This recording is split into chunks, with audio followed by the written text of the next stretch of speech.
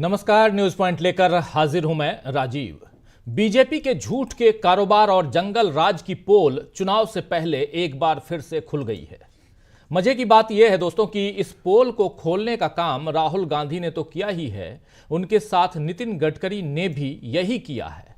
और सबसे बढ़कर खुद मोदी ने मान लिया है कि उनके शासन में गरीबी कायम रहेगी, यानी मोदी ने अपने पैरों पर कुल्हाड़ी मार ली है।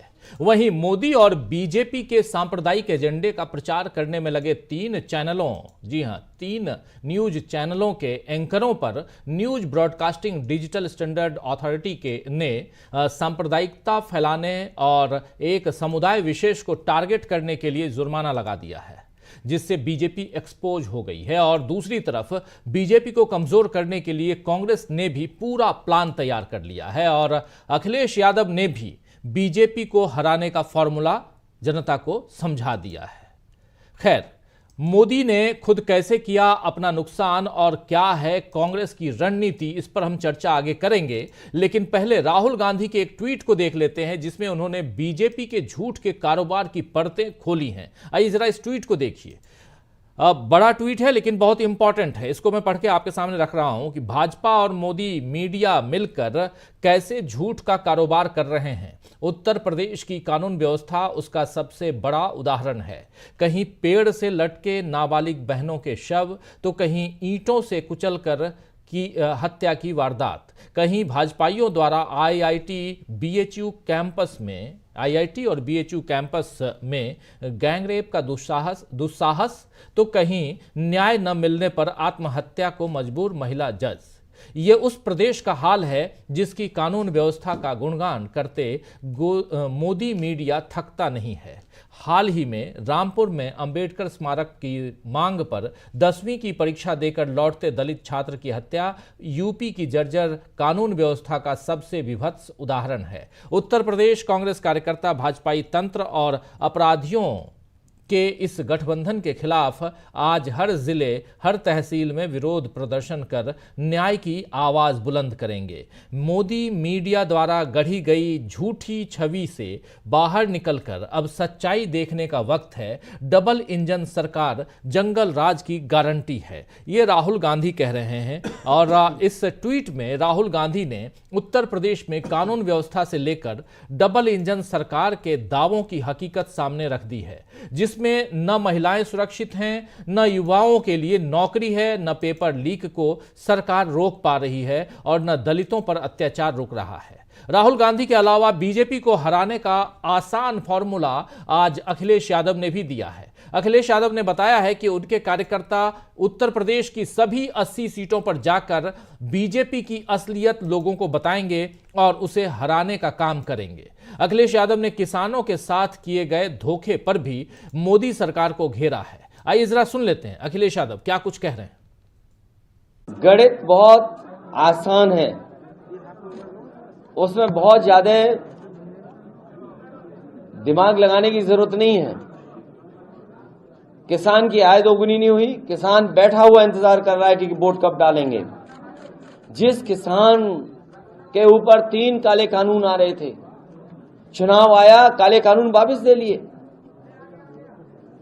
किसान को और किसान को खुश करने के लिए, एक संदेश देने के लिए पॉजिटिव, भारत रत्न चौधरी चरण सिंह जी को दिया गया, भारत रत्न स्वामीनाथन जी को दिया गया।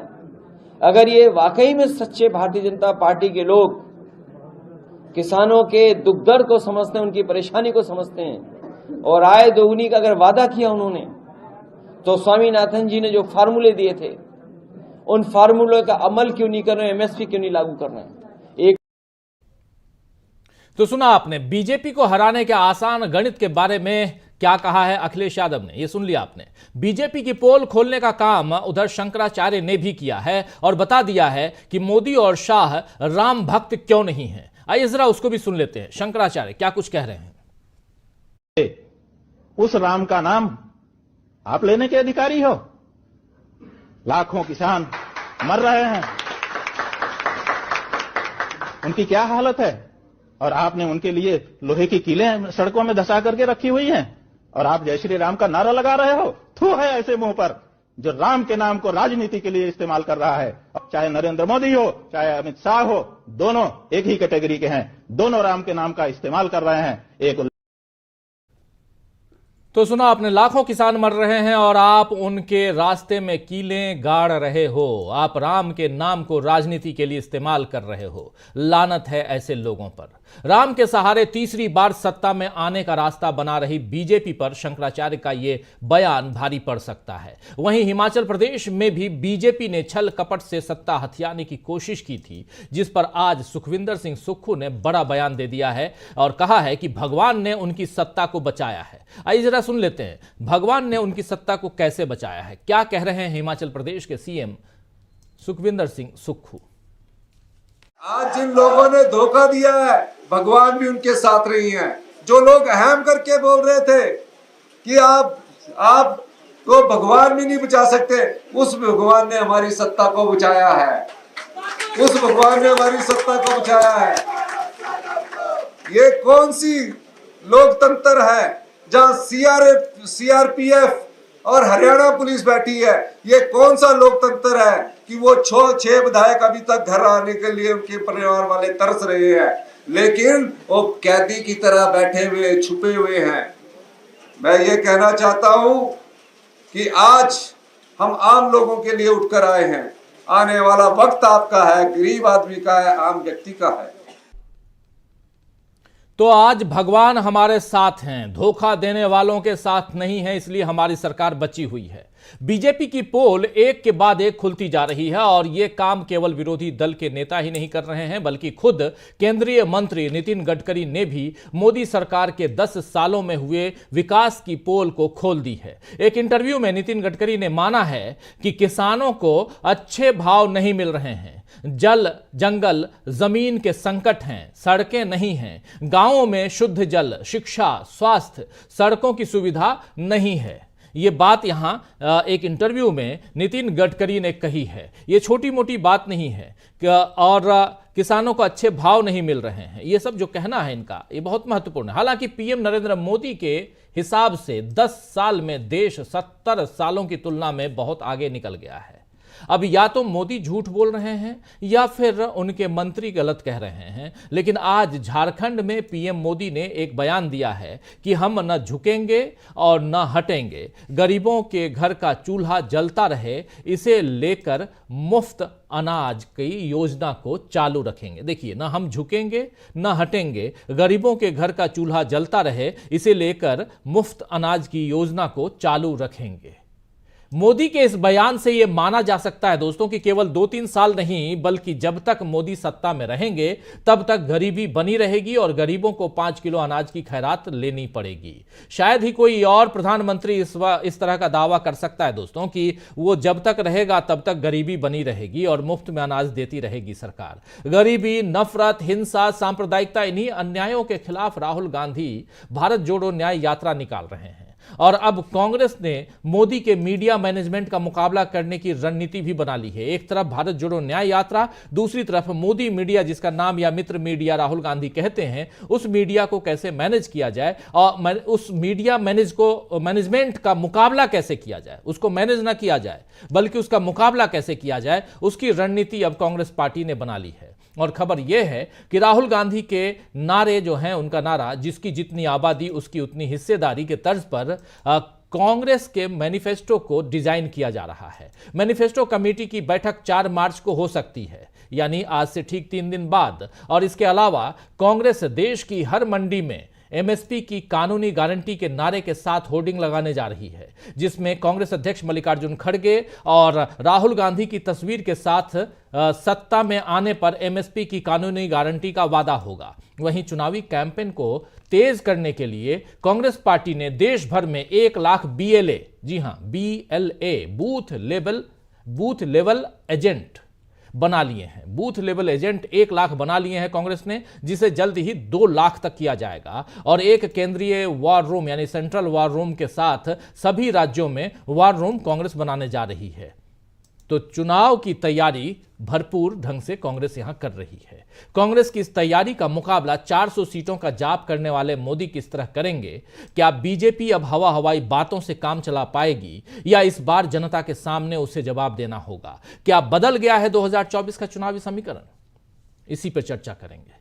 2024 का चुनावी समीकरण कैसे बदल रहा है इसको समझेंगे या हवा हवाई बातें होंगी? आइए जरा हमारे साथ जो जितने वरिष्ठ साथी हैं उन सबसे आपका परिचय करवाता हूं और आगे बढ़ते हैं। हमारे साथ इस वक्त देखिए हमारे साथ जुड़ी हुई हैं जागृति राही जी। जागृति राही जी, आपका स्वागत करता हूं इस कार्यक्रम में। हमारे साथ जुड़े हुए हैं अनिल सिन्हा जी, हमारे साथ जुड़े हुए हैं प्रशांत टंडन जी, अमलेंदु उपाध्याय जी और इधर स्टूडियो में हमारे साथी शकील अख्तर जी। आप सबका स्वागत है, इस्तकबाल है और स्वागत इस्तकबाल आप तमाम दोस्त साथी शुभचिंतक आप सबका जो अब तक जुड़ चुके हैं, जो जुड़ने वाले हैं इस कार्यक्रम में। सीधे शकील जी आपके पास आना चाहता हूं। लास्ट में जो कह रहा था यहीं से शुरुआत करते हैं और धीरे धीरे चुनाव की तरफ बढ़ते हैं। 24 का चुनाव, चुनावी गणित में जो समीकरण कैसे बदल रहे हैं और डेली हम कुछ ना कुछ घटनाक्रम को बदलते हुए देख रहे हैं। यहां राहुल गांधी अभी 3 दिनों तक विदेश में थे। आज जैसी शायद आपके पास ज़्यादा सूचना होगी, आज रात को लौट रहे हैं, कब लौट रहे हैं ये सब आपके पास पता होगा। लेकिन उसके अलावा जो कांग्रेस का वार रूम, कांग्रेस BLA यानी बूथ लेवल के एजेंट और मीडिया मैनेजमेंट जो मोदी का है, उसके सामने अपना मीडिया खड़ा करना, अपना तंत्र खड़ा करना, क्या कुछ, क्योंकि यहां से इंडिया की मजबूती समझ में आएगी और यहां से एक चुनौती समझ में आएगी कि कितनी चुनौती इंडिया गठबंधन और उसका जो प्रमुख दल है कांग्रेस वो देने जा रहा है। राजीव जी, ये बात तो सही है कि चुनाव जो है बिल्कुल बदल गया है। अभी तक तो एक ही बात कही जा रही थी कि आएगा तो मोदी ही, मोदी जी की हैट्रिक होगी, मोदी जी के लिए कोई मुकाबला नहीं है, कोई चैलेंज नहीं है। लेकिन आज की तारीख में बीजेपी भी ये बात नहीं कह सकती है कि उसके सामने कोई चुनौती नहीं है। इंडिया गठबंधन ने एक बड़ी चुनौती उसके सामने रख दी है और उसका जो सबसे बड़ा कारण है वो ये है कि जो सीट शेयरिंग हुई है, उस सीट शेयरिंग के हिसाब से करीब 400 सीटों पर एक सीट पर एक उम्मीदवार लड़ने वाला है और यही मोदी जी के लिए सबसे बड़ी चुनौती है। इसीलिए आप देख रहे हैं कि उत्तर प्रदेश में अखिलेश को नोटिस आ रहा है, यहाँ पे दिल्ली में एक के बाद एक लगातार नोटिस केजरीवाल को आ रहे हैं, पश्चिम बंगाल में दबाव बढ़ाया जा रहा है और बिहार के अंदर जो है जहाँ बिल्कुल ज़रूरत नहीं है उनको वो आरजेडी के विधायक तोड़ रहे हैं। जहाँ सरकार चल रही है, सरकार का मुख्यमंत्री जेडीयू का है, नीतीश कुमार है, लेकिन बीजेपी कभी कांग्रेस के कभी आरजेडी के विधायकों को तोड़कर अपने यहाँ शामिल कर रही है। ये सारे के सारे जो है वो पैनिक रिएक्शन है जी। और इसके साथ जो दूसरे घटनाक्रम हो रहे हैं वो बहुत इम्पोर्टेंट है। अभी तक इस मीडिया के मन में जो आता था वो बोलता था और कोई इसको टोकने वाला नहीं था, कोई कार्रवाई नहीं होती थी। मगर NBDSA ने पहली बार 4 चैनलों के खिलाफ कार्रवाई की है, जिनमें से 3 पर फाइन किया है और एक को कड़ी चेतावनी दी है। ये जो है अपने आप में एक बहुत बड़ी बात है जी। तो आप देखेंगे कि इससे मीडिया को भी ये समझ में आएगा कि अब उसके ऊपर निगरानी भी हो रही है और उसके खिलाफ जो है कोई भी जजमेंट भी आ सकता है। इसके अलावा यूपी के अंदर जो पुलिस भर्ती के पेपर लीक हुए हैं उसने बहुत बड़ा गेम चेंज किया है। उससे युवाओं के अंदर जो है बहुत ज़बरदस्त गुस्सा पैदा हुआ है और युवा जो है सड़क पर आ गए। और आपने देखा कि कल 12th बोर्ड में यूपी बोर्ड के 2 पेपर लीक हो गए, बिल्कुल, मैथ और बायोलॉजी। सबसे गंभीर बात, इससे पहले इस तरह की खबरें कभी मिलती नहीं थी और मैथ और बायोलॉजी जो छात्रों का करियर बनाने वाले विषय है, ज़्यादातर छात्र जो है मैथ और बायोलॉजी के सहारे इंजीनियरिंग में और मेडिकल कॉलेज में दाखिला लेने की योजना बनाते हैं जी। और जब ये पेपर लीक हो गए, व्हाट्सएप पर आ गए, तो उनके बच्चे और माँ बाप की हालत देखने लायक थी, क्योंकि जिनके पास पेपर थे वो अच्छा करेंगे, उनके ज़्यादा मार्क्स आएंगे। और वहाँ पे जो है इतना ज़्यादा यूपी के अंदर दुख और गुस्सा है कि पेपर पे RO के हुए, डिप्टी RO के हुए, पुलिस के हुए और अब ये 12th बोर्ड के होने लगे। तो ये सारी की सारी चीज़ें जो युवाओं के गुस्से में परिलक्षित हो रही हैं, ये सब सीन को बदलने वाली चीज़ें हैं। और जो आपने अभी दिखाया शंकराचार्य जी का, शंकराचार्य जी इतने गुस्से में ये भाषा प्रयोग कर रहे हैं, क्या मतलब है इसका? इसका मतलब कि किसानों पर या जनता के ऊपर सरकार का बिल्कुल ध्यान नहीं है। जी। तो शंकराचार्य को गुस्से में बोलना पड़ रहा है कि नाम तुम राम का लेते हो और काम क्या कर रहे हो। और गडकरी, तो ये गडकरी जी तो पिछले 10 साल में एक बार भी डरे नहीं है। एकमात्र मंत्री या एकमात्र नेता ऐसे हैं बीजेपी के अंदर, बीजेपी के बाहर तो बहुत सारे हैं जो नहीं डरे, लेकिन बीजेपी के अंदर गडकरी जी एकमात्र ऐसे नेता है जो बिल्कुल नहीं डरे। चाहे वो नोटबंदी का इशू हो, नोटबंदी के इशू में भी जब मंत्रिमंडल की बैठक में प्रधानमंत्री मोदी ने अनाउंस किया था, कोई मंत्री नहीं बोला था, किसी को नहीं मालूम थी, अरुण जेटली भी नहीं बोले थे, लेकिन और किसी को मालूम नहीं था कि प्रधानमंत्री क्या करने जा रहे हैं, लेकिन गडकरी ने उस पर सवाल उठाया था। और आज भी गडकरी लगातार बोल रहे हैं। क्यों? क्योंकि गडकरी के पास नागपुर की ताकत है। मोदी जी आज ये समझ रहे हैं कि नागपुर चुप है, आरएसएस चुप है, लेकिन आरएसएस चुप नहीं है, वो सब देख रहा है। आज स्वदेशी आंदोलन जो आरएसएस ने शुरू किया था वो कहाँ है? बिल्कुल। आज तो सबसे बड़ी बात यह है कि अंबानी की शादी जो है वो सरकार के लिए और सरकार के साथ साथ गोदी मीडिया के लिए सबसे बड़ा इवेंट है। जामनगर के एयरपोर्ट को इंटरनेशनल एयरपोर्ट घोषित कर दिया, सारे खबरें उसी से चल रही हैं सब कुछ। और ये सारी चीज़ें किसान को भुलाने के लिए, पेपर लीक को भुलाने के लिए, दूसरी समस्याओं को, बेरोजगारी को भुलाने के लिए यूज़ कर रही हैं कि आपको एक नकली दुनिया दिखा रहे हैं और आप असली दुनिया को भूल जाएं। मगर अब ये होने वाला नहीं है। ये चुनाव बिल्कुल बदल गया है और इस चुनाव में आप देखेंगे कि मुकाबला बहुत सख्त होने वाला है और इंडिया गठबंधन जो है मोदी जी को कड़ी चुनौती देगा। जी, इंडिया गठबंधन किस ढंग से कड़ी चुनौती देने के लिए तैयार है और जो तैयारियां कांग्रेस पार्टी की हैं उन तैयारियों का भी जायजा हम ले रहे हैं और साथ साथ ये समझने की कोशिश कर रहे हैं इस प्रोग्राम के जरिए कि 2024 का जो चुनावी समीकरण है वो कैसे बदलता हुआ जा रहा। आना चाहता हूं प्रशांत टंडन जी आपके पास। प्रशांत जी, किस हिसाब से देखा जाए बहुत सारे घटनाक्रम, उसमें प्रधानमंत्री लगातार अब दौरे कर रहे हैं, 3 राज्यों के दौरे पर प्रधानमंत्री झारखंड पहुंचे, फिर वेस्ट बंगाल, फिर बिहार, ये 3 राज्य अभी हैं, उसके अलावा और भी उड़ीसा और अभी दक्षिण में आपने देखा तमिलनाडु कल पहुंचे हुए थे। तो ये साफ दिख रहा है कि अब जल्दी ही अगले 10 दिनों में, 12 दिनों में जैसे ही चुनाव की घोषणा होगी उससे पहले जो खैरात बांटने वाली बात होती है, चलो इतना दे दिया उतना दे दिया, उसका अभी दौर चलता रहेगा। लेकिन इस दौर में भी क्या पिछड़ती हुई नहीं दिखाई दे रही है भाजपा? कल ही हम लोग चर्चा कर रहे थे कि 3 ऐसे अटेम्प्ट हुए जो फेल हुए, निशाने पे नहीं लगे, चूक गए मोदी जी या बीजेपी कह लें। पहला झारखंड मुक्ति मोर्चा और कांग्रेस की सरकार को गिराना झारखंड में। दूसरा हमने देख लिया इधर चंडीगढ़ मेयर के चुनाव में सुप्रीम कोर्ट ने जो कुछ फैसले सुनाए, और तीसरा हम हिमाचल प्रदेश में हम लोगों ने देखा। लेकिन पैरेलली जो खबर इंडिया गठबंधन से आ रही है उसमें सीट शेयरिंग को लेकर, सीटों के बंटवारे को लेकर वो भी एक अपनी दिशा वो बता रहे हैं। जैसे महाराष्ट्र में सीट शेयरिंग को लेकर बात हो गई है, तमिलनाडु में सीट शेयरिंग की बात हो गई है, जम्मू कश्मीर में सीट शेयरिंग को लेकर बात हो गई है, बिहार और झारखंड में सीट शेयरिंग को लेकर बात हो गई है। ये सब अब आज रात को 10:30 बजे राहुल गांधी लौट रहे हैं और कल से भारत जोड़ो न्याय यात्रा की शुरुआत हो रही है और उसके साथ साथ सीटों के बंटवारे पे धीरे धीरे प्रेस कॉन्फ्रेंस के जरिए शायद हम तक ये बातें आती रहेंगी। प्रशांत टंडन जी, यहां से कैसे देखा जाए चुनाव को? राजीव जी, चुनाव के पहले पहले मुझे ऐसा दिखाई दे रहा है कि इस देश में सेकुलरिज्म की आंधी आने वाली है। इतनी बड़ी संख्या में बीजेपी के सिटिंग एमपीज के टिकट कटेंगे और ये सब सेकुलर पार्टी की तरफ भागेंगे चुनाव लड़ने के लिए। तो ये होने वाला है। कल देर रात तक प्रधानमंत्री नरेंद्र मोदी और जेपी नड्डा और अमित शाह और राजनाथ सिंह, इन लोगों की कैंडिडेट को फाइनल करने की स्क्रीनिंग की बैठक चली है लंबी।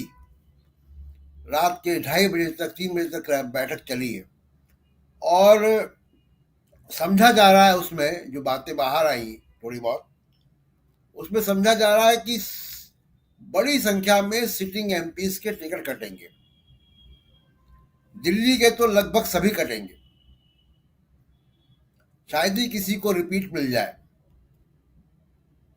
अब मसला ये है राजीव जी कि सरकार की जो नाकामियां हैं, चाहे वो बेरोजगारी है, चाहे वो महंगाई है, चाहे वो किसान है, चाहे वो छात्र है, चाहे महिला सुरक्षा का मामला है, चाहे दलितों के खिलाफ जो उत्पीड़न है उसका मामला है, तमाम सारे मामले, इन सब की जो गुस्सा है उसको सिटिंग एमपी की तरफ मोड़ने का एक प्लान है ये, कि मोदी साहब सब ठीक है, जो गड़बड़ किया वो तुम्हारे एमपी ने किया, तो नए चेहरों के साथ जो है इसमें ये बीजेपी अब आएगी। उसमें बीच बीच में कुछ जो है जिसको कहते हैं ना गार्निश, ऊपर से हरा धनिया वगैरह डालने का, तो कहीं किसी फिल्म स्टार को दे देंगे, किसी सेलिब्रिटी को दे देंगे, ये भी एक, तो पूरा जो यानी 10 साल के काम के आधार पर चुनाव नहीं लड़ने जा रहे हैं, जो जो दिखाई दे रहा है। सीटों का तालमेल एनडीए के साथ नहीं है, अभी फाइनल नहीं हो पाया है। एनडीए के अंदर किसको कितनी सीटें मिलेंगी हम लोग कई बार चर्चा कर चुके हैं। तो ये जो एक बीजेपी की जो अभी जो रणनीति सबसे बड़ी जो दिखाई दे रही है मुझे, कि सरकार के खिलाफ गुस्से को सिटिंग एमपी की तरफ मोड़ दो। अब जो ये सिटिंग एमपी है, जो तैयारी में लगे हुए हैं अभी भी, या लगेंगे, या अभी भी तो वो सिटिंग एमपी की खैर नहीं है। इसमें बड़ी संख्या में वो लोग भी हैं जो कांग्रेस से या दूसरी पार्टियों से भी गए हैं।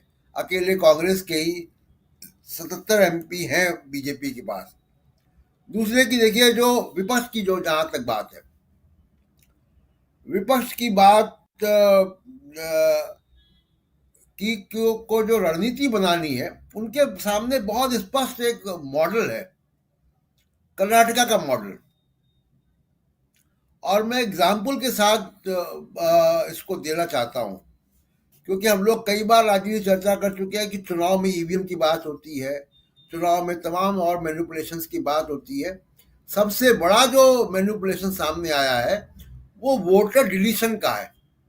बड़ी संख्या में मतदाताओं को सूची से बाहर रख दो, नाम के आधार पर, एड्रेस के आधार पर, किसी भी आधार पर। अब मैं कर्नाटका का एग्जाम्पल देता हूं कि कैसे कर्नाटका में लोगों ने काम किया। कांग्रेस पार्टी ने काम किया और कर्नाटका की सिविल सोसाइटी ने काम किया। 2018 में राजीव जी कर्नाटका में मतदान हुआ 70%। मुस्लिम मतदाता का टर्नआउट था कुल 55%। इलेक्टोरल रोल से 27 लाख नाम गायब थे, 27 लाख। वहां पे मुहिम चलाई गई, नाम जोड़े गए। वापिस जब इलेक्टोरल रोल पब्लिश हुआ विधानसभा 2023 के बाद के पहले, तो 28 लाख नए नाम जुड़े, 1 लाख ज्यादा। अब 2023 में, अब इस फिगर को ध्यान दीजिएगा, मैं रिपीट कर दूं उस फिगर को, कि 2018 के विधानसभा के चुनाव में कर्नाटक में वोट पड़े 70%, मुस्लिम मतदाता 55%।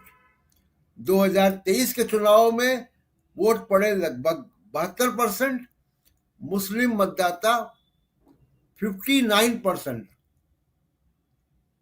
69%, 69%। अब आप सोचिए कितनी बड़ी बढ़ोतरी आई।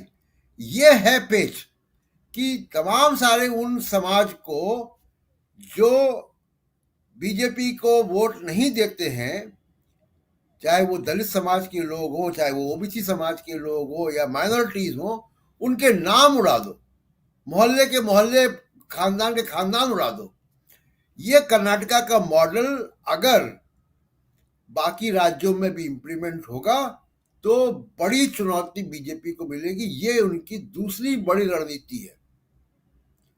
तीसरी बड़ी रणनीति, सूचना जोड़ देता हूं प्रशांत जी, प्रशांत जी, इसी में एक सूचना, वेस्ट बंगाल में बीजेपी के शुभेंदु अधिकारी, अब तो बीजेपी में आप जानते हैं प्रभारी हैं, उन्होंने 17 लाख वोटर्स के नाम काटने और 42 सीटों पर 42 बार में अलग अलग 42 दिनों में वोट करवाने की अपील की है और चिट्ठी लिखी है इलेक्शन कमीशन ऑफ इंडिया को। 17 लाख काट दीजिए, और ये जो किनको काटा जाएगा आप समझ सकते हैं, ये जो आप कर्नाटक की बात कर रहे हैं, और उसके बाद 42 सीटें हैं, हर सीट पे एक एक दिन में वोटिंग करवाइए। ये बात मैं क्यों कह रहा हूं, क्योंकि आपने बात शुरू की थी कि कांग्रेस ने घोषणा की है कि कितने बीएलए वो जोड़ चुके हैं। यही बीएलए ही इसका काट है राजीव जी, वही लोवेस्ट लेवल का एक एजेंट है जो कि इस पे रोक लगा सकता है। जागृति जी हमारे बीच में है और ये जमीन पर रहकर ये काम करती हैं। हम जब पूर्वी उत्तर प्रदेश गए थे तो इनका काम देखा तो मिले भी थे इनसे।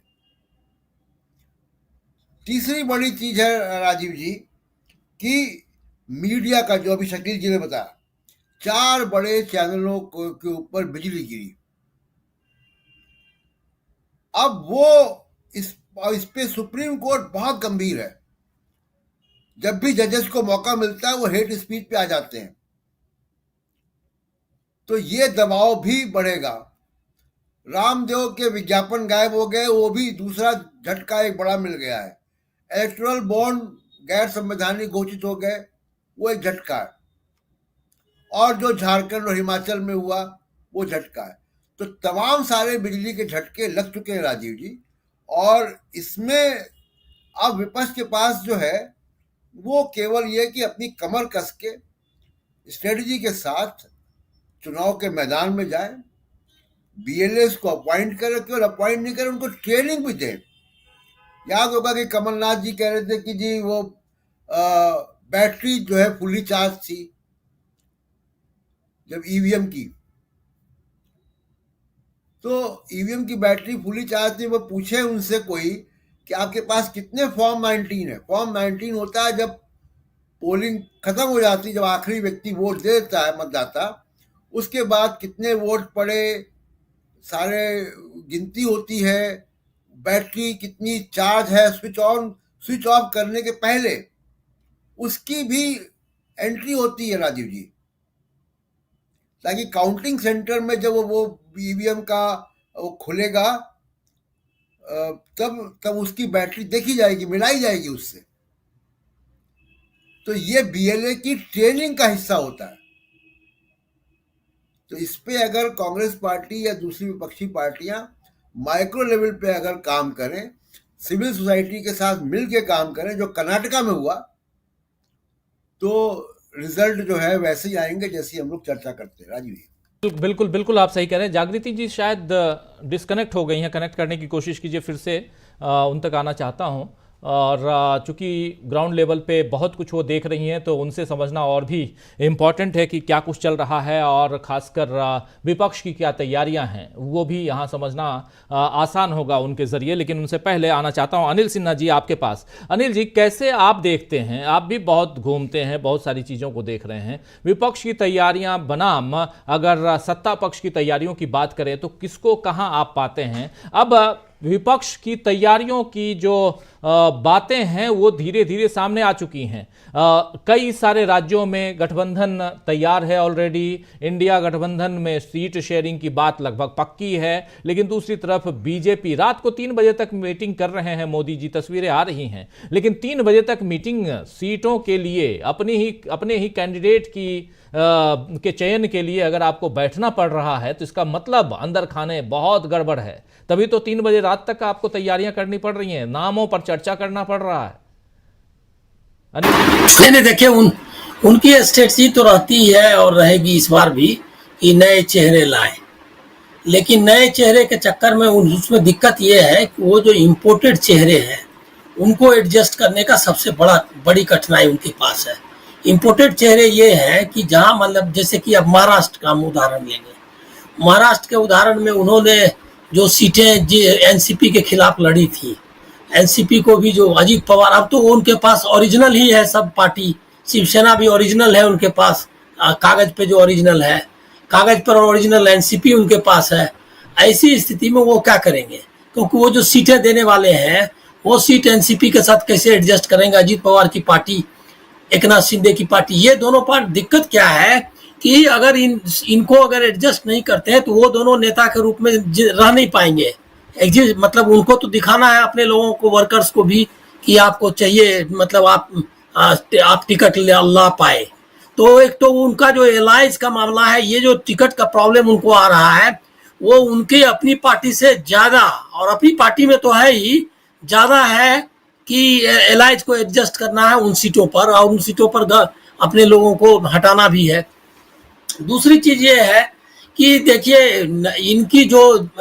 इनका जो तरीका रहा है, लोकसभा के इलेक्शन के बाद इनको मालूम है, बीजेपी के लोगों को भी मालूम है कि अगर इस बार ये मोदी जी आ गए तो उनका जो कई नेता है, जैसे कि गडकरी की ही आप चर्चा कर रहे थे, उनको पता है कि उसके बाद उनका क्या हश्र होने वाला है।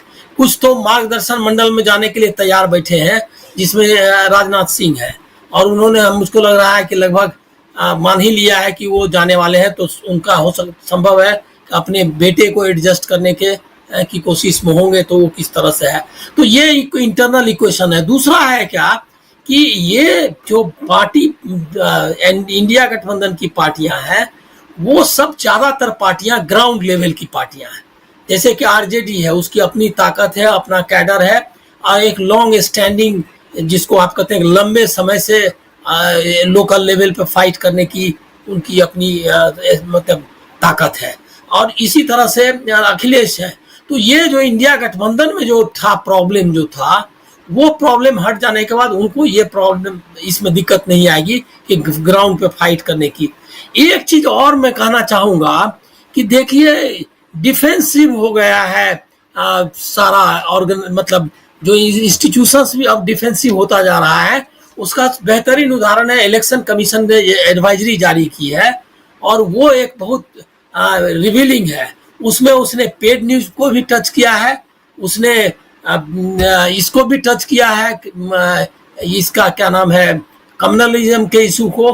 तो ये जो स्थितियां हैं कि जो, और आप सुप्रीम कोर्ट का देख ही रहे हैं, और एनबीडीए से, जिसका आपने नेशनल बोर्ड इसका चर्चा की, वो जो ऑर्गेनाइजेशन है ब्रॉडकास्टिंग का, सेल्फ रेगुलेटरी, उसके ये आ जाने के बाद ये नैरेटिव चलाना, ये सब गोदी मीडिया का जो टॉप मतलब लीडर्स हैं, एंकर्स हैं, और जो ऑर्गन है चैनल्स, वो उन पर ये लगाम लगा। तो ये सिनेरियो मुझको लग रहा है कि जिस नैरेटिव वाइज तो से एक काफी कुछ सेट कर दिया था राहुल गांधी ने ये अपनी यात्रा के जरिए, और लेकिन उसके ग्राउंड पे भी ये दिखाई देने लगा है, जबकि एनडीए और जो with in the BJP equations है, वो अभी तक हमको लग रहा है सेटल नहीं हो पाया। बहुत इंपॉर्टेंट, इसमें एक इंपॉर्टेंट पहलू और भी बहुत इंपॉर्टेंट है कि जो रीजनल पार्टियां हैं वो काफी मजबूत हैं। चाहे वो आरजेडी की बात कर लें, झारखंड मुक्ति मोर्चा की बात कर लें, समाजवादी पार्टी की बात कर लें, आम आदमी पार्टी की बात कर लें, उधर एनसीपी की बात करें, शिवसेना उद्धव ठाकरे गुट की बात करें, या डीएमके की बात करें, या एनसी की बात करें जम्मू कश्मीर में नेशनल कॉन्फ्रेंस, या पीडीपी की बात करें, इन तमाम, और उधर ममता बनर्जी की पार्टी टीएमसी की बात करें, ये सब इंडिया गठबंधन में है, और अपने अपने एरिया में, अपने अपने राज्य में ये सब मजबूती के साथ लड़ते रहे हैं, और अभी भी उनका जमीनी एक जो कार्यकर्ताओं का जो वर्ग है, जो बीएलए जिसको कहते हैं, जिस पर कांग्रेस पार्टी काम कर रही है, 1 lakh BLA already Congress party तैयार कर चुकी है, 1 लाख का टारगेट अगले 10-15 दिनों में है, वो इनके पास ऑलरेडी है, जो मजबूती के साथ शायद आगे हमको इस चुनाव में फाइट करते हुए दिखाई देंगे। आना चाहता हूं जागृति जी आपके पास।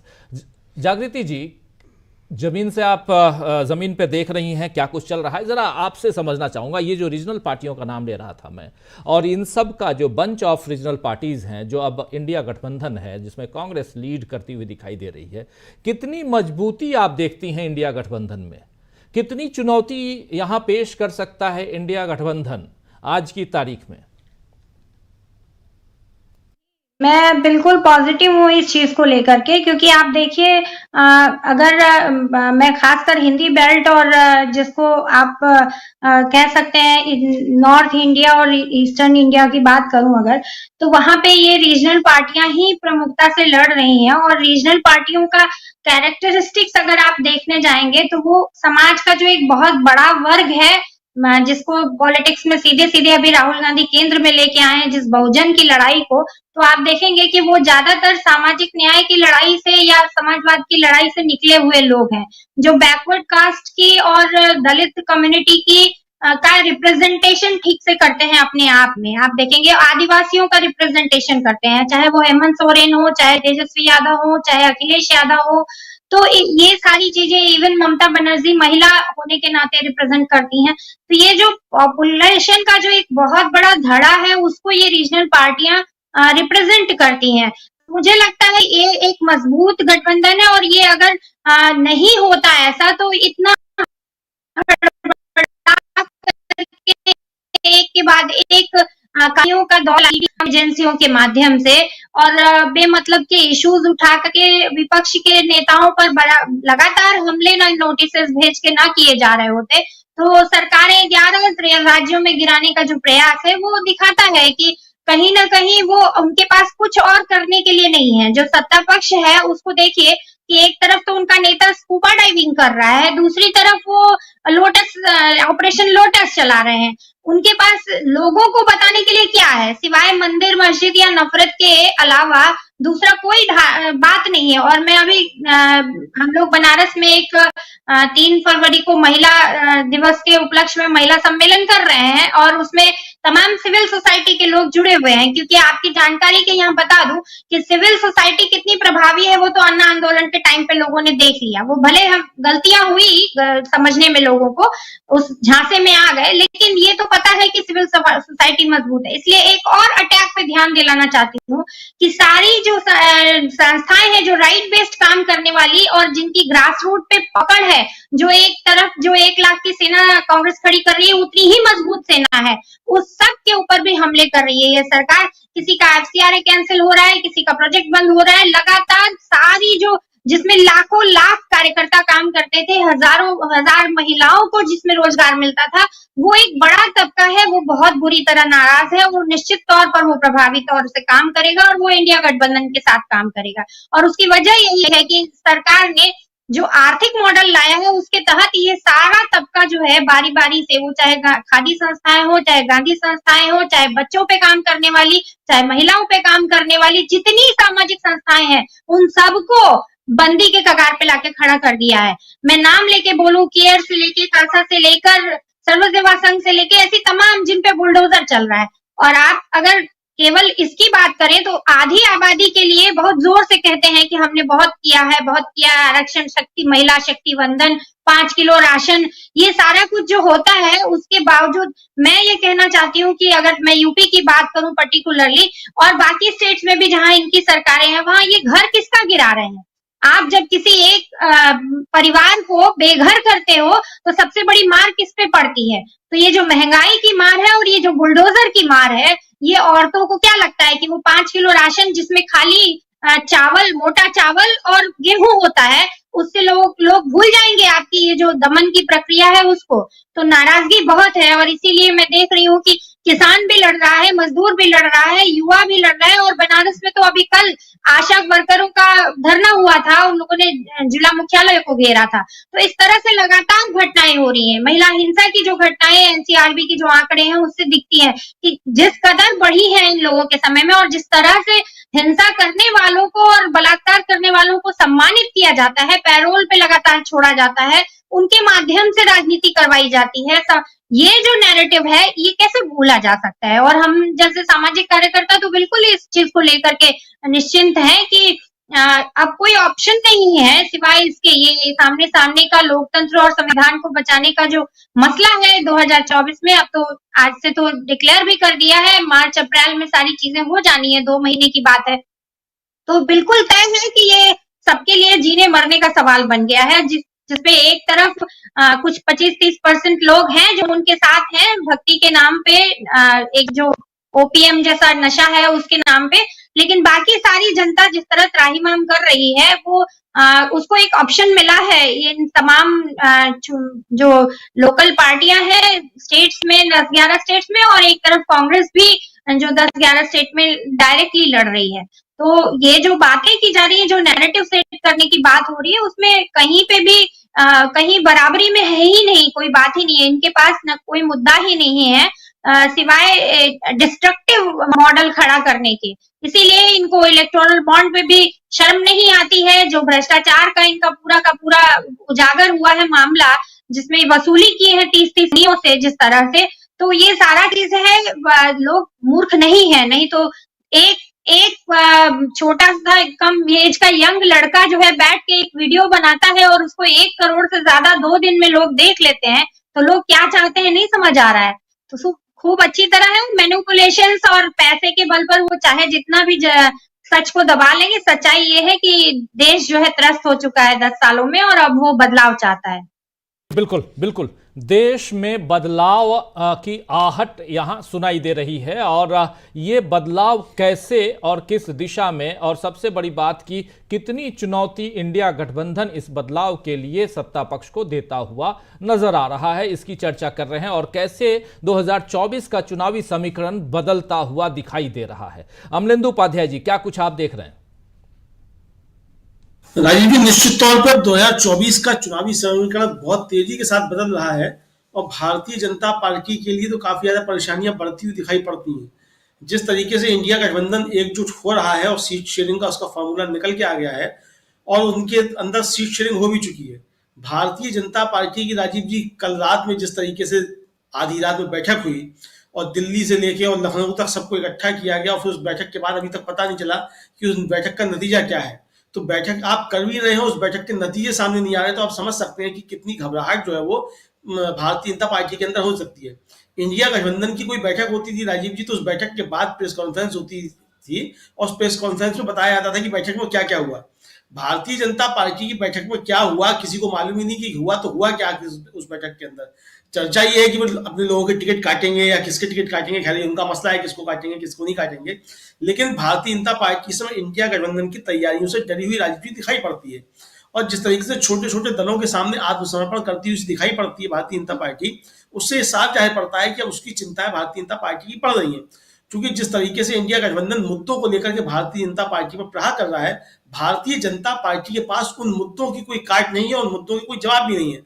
आज प्रधानमंत्री जिस तरीके से राजीव जी गए वहां पश्चिम बंगाल में, उन्होंने जो वहां बातें की हैं, तो उन बातों में आप समझ सकते हैं उन बातों का सार क्या है, प्रधानमंत्री आखिर कहना क्या चाहते हैं। प्रधानमंत्री ने पश्चिम बंगाल के लिए क्या किया, जो वादे प्रधानमंत्री ने पिछले विधानसभा चुनाव में करके आए थे। भले ही आपकी सरकार नहीं बनी, मगर आप केंद्र में तो आपकी सरकार थी, आपने पश्चिम बंगाल के लिए क्या किया ये बताने के लिए प्रधानमंत्री के पास कुछ नहीं है। प्रधानमंत्री के पास ये बताने के लिए है कि ममता बनर्जी मुझको जितना गाली देंगी भारतीय जनता पार्टी उतना मजबूत होगी। तो ममता बनर्जी को क्या पड़ी आपको गाली दें? आप बंगाल का पैसा जो आपने नहीं दे रहे हैं बंगाल का, वो बंगाल को दे दीजिए, ममता बनर्जी आपको गाली देना बंद कर देंगी। इसी तरीके से कर्नाटक का पैसा आप कर्नाटक को दे दीजिए। तो राज्यों जो आकर के दिल्ली में धरना दे रहे हैं और आप राज्यों को पैसा नहीं दे रहे हैं, तो राज्य आपको गाली देंगे ही। तो मुझे लगता है कि प्रधानमंत्री को कोई ऐसे काम नहीं करने चाहिए कि राज्य जो है उनको गालियां दें। तो पहली चीज तो ये, तो प्रधानमंत्री की चिंता ये हो रही है कि किस तरीके से राज्य जो है उनको गाली दे रहे हैं।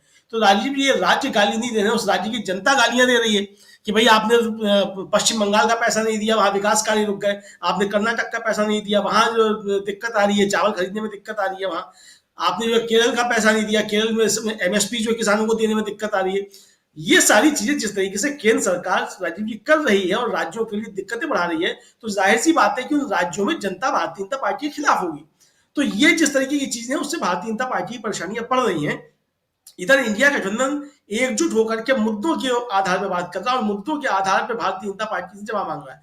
आज जिस तरीके से हम लोगों ने अखिलेश यादव की प्रेस कॉन्फ्रेंस के अंश सुनना है राजीव जी, अखिलेश यादव ने भी मुद्दों के आधार पर बात की, वो चाहे पीडीए की बात की हो, चाहे किसान की आत्महत्या की बात की हो, चाहे युवाओं के ऊपर अत्याचारों की बात की हो, मुद्दों की बातें अखिलेश यादव ने की। उन मुद्दों के जवाब भारतीय जनता पार्टी के पास क्या है, भारतीय जनता पार्टी को ये नहीं मालूम है। सिर्फ टोटी चोर कह देने से आप चुनाव नहीं जीत जाएंगे। अखिलेश यादव जो सवाल उठा रहे हैं उस सवालों के जवाब भारतीय जनता पार्टी को देने पड़ेंगे। उन सवालों के जवाब क्या भारतीय जनता पार्टी के पास है? राहुल गांधी ने जिस तरीके से उत्तर प्रदेश की कानून व्यवस्था को लेकर के सवाल उठाया, क्या उसका जवाब भारतीय जनता पार्टी के पास है? तो ये सारी चीजें जिस तरीके से राजीव जी, तो मुद्दों के जवाब भारतीय जनता पार्टी के पास कुछ नहीं है। और भारतीय जनता पार्टी जिन मुद्दों के आधार पर चुनाव में जाना चाहती थी, वो सारे जो है वो फूके हुए कारतूस निकले हैं उसके। मतलब वो कारतूस जो थे वो गीले हो गए हैं, जिनके आधार पर जाना चाहती थी, चाहे वो राम मंदिर का मुद्दा रहा हो, चाहे वो भारत रत्न दिए जाने का मसला रहा हो। अब ना भारत रत्न की कहीं चर्चा हो रही है, ना उस राम मंदिर की कहीं चर्चा हो रही है। तो भारतीय जनता पार्टी के पास जो मुद्दे थे, वो उन कारतूसों में जो है एक तरीके से कहा जाए वो पानी भर गया है, तो उसके पास कोई जवाब नहीं है। तो इसलिए भारतीय जनता पार्टी के सामने दिक्कतें बढ़ती लग रही हैं और निश्चित तौर पर 2024 का चुनावी समीकरण बदल गया है और जैसे जैसे समय आएगा भारतीय जनता पार्टी के लिए परेशानियां बढ़ती ही जाएंगी। जी बिल्कुल बिल्कुल, आप सही कह रहे हैं। जरा आना चाहता हूं शकील जी एक बार फिर से आपके पास। विपक्ष की तैयारियों की हम चर्चा कर रहे हैं, जरा वो समझना भी जरूरी है क्योंकि अभी तक बात हो रही थी कि गठबंधन जो है वो टूट रहा है। देखिए नीतीश कुमार जो हैं वो पलटी मारे, उसके बाद जयंत चौधरी पलटी मार गया और इन दोनों के बाद ऐसा लगने लगा था, कहा जा रहा था कि यहाँ कुछ और दिशा में ये गठबंधन जा रहा है। लेकिन उसी बीच समाजवादी पार्टी के साथ सीट शेयरिंग को लेकर समझौता होता है, प्रेस कॉन्फ्रेंस करते हैं और उसमें बातें आती हैं। उसके बाद अरविंद केजरीवाल के साथ बहुत ही टफ मीटिंग कह सकते हैं, क्योंकि ये जो गठबंधन मतलब सीटों के बंटवारे को लेकर के सबसे ज़्यादा अगर कहीं चिंता जताई जा रही थी तो वो अरविंद केजरीवाल के साथ, लेकिन वो भी यहाँ हो गया। ममता बनर्जी अभी से थोड़ी देर पहले मोदी जी से उनकी मुलाकात हुई है, क्योंकि वो वहीं हैं। मोदी जी वेस्ट बंगाल आज पहुंचे हुए थे, तो ममता बनर्जी ने अभी ट्वीट किया है। ट्वीट करके उन्होंने कह दिया है कि हमारे राज्य में प्रधानमंत्री आए हैं, ये कर्सी मीटिंग है, ये पॉलिटिकल मीटिंग नहीं है और सिर्फ एक व्यवहारिकता के लिए मैं उनसे मिलने गई हूँ या जा रही हूँ। ये उन्होंने ट्वीट करके मतलब अपना स्टैंड क्लियर कर दिया है कि प्रधानमंत्री से मिलने का मतलब कुछ भी यहाँ सियासी दांव पेच या इधर उधर आप मत देखिए, उसको कहीं से मत जोड़िए। तो ये 2-3 चीज़ें अपडेट्स थे वो आप तक रख रहा था। लेकिन आपसे समझना चाहता हूँ शकील जी कि विपक्ष कितना मजबूत यहाँ दिखाई दे रहा है। कांग्रेस पार्टी की तैयारियां, क्योंकि कांग्रेस पार्टी की तरफ देख रहे हैं लोग, सबसे ज़्यादा सीटों पर कांग्रेस लड़ने वाली है। उन राज्यों में आप देखिए जहां 100% लगभग सीटें बीजेपी के पास हैं, वहां कांग्रेस को बहुत मजबूती के साथ फाइट करना होगा, जिसमें गुजरात है, जिसमें राजस्थान है, छत्तीसगढ़ है, मध्य प्रदेश है, इधर उत्तराखंड है, हरियाणा है, हिमाचल है। ये सारे राज्य ऐसे हैं जहां 100% 1-2 सीटें ऊपर नीचे बस, और यहां कांग्रेस को फाइट करना है। जी हाँ, जिस हिस्से की आप बात कर रहे हैं जहां सबसे मजबूत लड़ाई लड़ना है, वहीं तो एक सीट पर एक चुनाव की पूरी तैयारी हो चुकी है। उन्हीं सारे राज्यों में यहाँ कोई राज्य ऐसा नहीं बचा है जहाँ पे समझौता नहीं हुआ हो। मेन आपने बताया यूपी था, यूपी में हो चुका है। 80 सीटों पर एक सीट पर एक आदमी चुनाव लड़ेगा। अब बीजेपी वहाँ पे ओवैसी साहब को लाएगी या ले आई है। वो उन्होंने कहना शुरू कर दिया है कि मुझे सीटें दो, नहीं तो मैं अपने चुनाव लड़वाऊंगा। तो अब जो है यूपी में लोग और ख़ास तौर से मुसलमान सजग हो गए हैं। वो जान गए हैं कि ओवैसी जो है वो बीजेपी के लिए काम करते हैं और उनका जो मुख्य उद्देश्य है वो है मुसलमानों के वोट काटना। तो पिछली बार जितने भी वोट मिले थे तब भी कुछ नहीं मिले थे उन्हें, इस बार वहाँ से उन्हें बिल्कुल वोट मिलने वाले नहीं हैं। इसलिए अब बीजेपी के लिए बहुत बड़ी मुश्किल है कि यूपी में वो क्या करे। वहाँ 80 से 80 सीटों पे एक होगा, बिहार में यही स्थिति होगी, मध्य प्रदेश, राजस्थान और उत्तराखंड और हिमाचल, सब जगह यही तस्वीर अब सामने बन गई है। दूसरी बात, 3 मार्च को पटना में एक बहुत बड़ी रैली होने वाली है और उस रैली का आप देखेंगे कि बहुत बड़ा इम्पैक्ट पड़ने वाला है। तो ये सारी चीज़ें चुनाव की तैयारियों से जुड़ी हुई हैं। राहुल आज आ रहे हैं और उसके बाद राहुल मध्य प्रदेश के दौरे पे जाएंगे, लेकिन साथ में तैयारियों का सिलसिला भी चलता रहेगा। यहाँ पे कांग्रेस अपनी केंद्रीय चुनाव समिति की मीटिंग करेगी जिसमें किसको टिकट देना है, क्या स्थिति है, इस पर विचार होगा। और इसके साथ ही जहाँ जहाँ अभी गठबंधन नहीं हुआ है पूरा, जिसमें ख़ास तौर से महाराष्ट्र है, बंगाल है, तमिलनाडु है, वहाँ पर विचार किया जाएगा। तो तैयारियों के मामले में इस बार इंडिया गठबंधन किसी से पीछे नहीं है। पहले ये होता था कि इंडिया गठबंधन तो था नहीं, कांग्रेस थी, और कांग्रेस के बारे में कहा जाता था कि आखिरी टाइम तक वो निर्णय नहीं ले पाती है जी। लेकिन इस बार ऐसा नहीं देखा गया है। हर बूथ पर किस तरह से मतदान की प्रक्रिया संपन्न कराई जाएगी, उसके लिए उन्होंने अपने बूथ लेवल के जो है एजेंट बनाना शुरू कर दिए हैं। बिल्कुल। और बूथ लेवल का एजेंट एक बहुत महत्वपूर्ण चीज़ है। देखिए, इसको बीजेपी ने शुरू किया था, इसको वो कहते थे पन्ना प्रमुख। पन्ना प्रमुख जो है बूथ से भी छोटी इकाई थी, एक बूथ में 10-10, 15-15 पन्ना प्रमुख होते थे। तो ये पन्ना प्रमुख जो होते थे कि एक बूथ में जितने भी पन्ने आते हैं उसका एक प्रमुख होता था। पन्ने में जितने नाम आ गए वो उतने, हाँ, उसकी जिम्मेदारी होती थी, उसकी होती थी जी, पन्ना प्रमुख। लेकिन अब कांग्रेस ने भी इस दिशा में काम करना शुरू कर दिया है। दूसरी रीजनल पार्टी छत्तीसगढ़ में कांग्रेस ने किया था 2018 के चुनाव में, छत्तीसगढ़ में पन्ना प्रमुख बनाया था उन लोगों ने, उस पर सफल हुए थे। जबरदस्त बम्पर सीट मिली थी। आज की तारीख में ये बात तो साफ दिख रही है कि जनता बहुत गुस्सा है। अब जनता के गुस्से को जो है वोट में कन्वर्ट करने का काम वो इंडिया गठबंधन का है, और इसी दिशा में अब सारे के सारे काम हो रहे हैं कि जो जनता बदलाव चाह रही है उसके लिए कैसे राह हमवार बनाई जाए। और जब एक सीट पर एक चुनाव लड़ेगा तो आप देखेंगे कि अभी जो इतनी बातें हो रही हैं, सिर्फ और सिर्फ 37% लोकसभा चुनाव में मोदी जी का वोट परसेंट 37 था, और वो 37 से अब कमी हो रहा है। और कम क्यों हो रहा है? क्योंकि अब युवा जो है पहली बार इतने आक्रोश में दिखाई दे रहा है। ओवर एज हो रहा है वो जी। 18 साल का लड़का था, वो नारे लगाता था इनके साथ में जाके, लेकिन 18-28 हो गया, अभी तक नौकरी का कोई पता नहीं है। आर्मी या सुरक्षा बलों में सबसे ज़्यादा युवा जाता था इन राज्यों का, जिसको हम हिंदी बेल्ट कहते हैं, जिसमें पिछड़ा, अति पिछड़ा समुदाय के लोग शामिल हुआ करते थे, जिसे हम कहते हैं खेतीहर जातियाँ जो होती हैं, कृषि जातियाँ जो होती हैं, उनके लड़के शामिल होते थे, मजबूत लड़के होते थे, मेहनत करते थे, और हमारी पूरी फौज इन्हीं लोगों से बनी हुई है। लेकिन फौज में आपने देखा कि राहुल ने बहुत बड़ा मुद्दा उठाया है कि ये जो अग्निवीर का मुद्दा है, आप देखिए कि अग्निवीर का मुद्दा इस चुनाव में बहुत ज़बरदस्त चलने वाला है। 4 साल के बाद आप रिटायर कर दोगे, लड़का कहाँ जाएगा? और उनकी पर्याप्त ट्रेनिंग नहीं है, फौज में एक नई तरह की परेशानी पैदा हो गई है, 2-2 स्तर बन गए हैं उसमें। वो लड़के बॉर्डर पे लड़ नहीं सकते, बिना तैयारी के आप लड़ नहीं सकते, उसमें कोई बुराई बात नहीं है, लड़कों में कमी नहीं है कोई, उसके लिए पर्याप्त ट्रेनिंग होना बहुत ज़रूरी है। और सारे जनरल इस बात को कह रहे हैं कि इस तैयारी के साथ हम उनको फ्रंट पे नहीं पहुंचा सकते हैं। बिल्कुल। तो किसका काम करेंगे? तो ये सारी की सारी जिस तैयारी का आप जिक्र कर रहे थे वो बहुत इंपॉर्टेंट चीज़ है। और तैयारियों के लिहाज से अगर हम देखें तो हमें लग रहा है कि इस बार तैयारियां अच्छे तरीके से हो रही हैं। और राहुल ने, जैसे आपने देखा कि वहाँ बैठ के हिमाचल का मामला ठीक तरीके से निपटाया, ये तैयारियों का एक सिलसिला है कि अब कांग्रेस जो है बदली हुई नज़र आ रही है। पहले क्या था कि मोदी जी ने अटैक किया, सरकार गिरा रहे हैं, कांग्रेस हाथ पे हाथ रखकर बैठ गई, सरकार गिर गई, होटल में सोए हुए हैं, सरकार वहाँ बीजेपी बना ली। लेकिन इस बार जो है ये होने नहीं दिया जी। लेकिन अभी भी हिमाचल में बहुत कुछ करने की ज़रूरत है, और हमें उम्मीद है कि वो करेंगे, क्योंकि जिस तरह से वहाँ के मुख्यमंत्री बोल रहे थे कि भगवान ने हमारी सत्ता बचाई, तो उनसे ये सवाल किसी को पूछना चाहिए कांग्रेस में से। हम लोग तो पूछ ही लेंगे, कांग्रेस में पूछना चाहिए कि महाराज, भगवान ने सत्ता तो आपकी बचा ली, मगर आप राज्यसभा क्यों नहीं बचा पाए? आप राज्यसभा क्यों नहीं बचा पाए?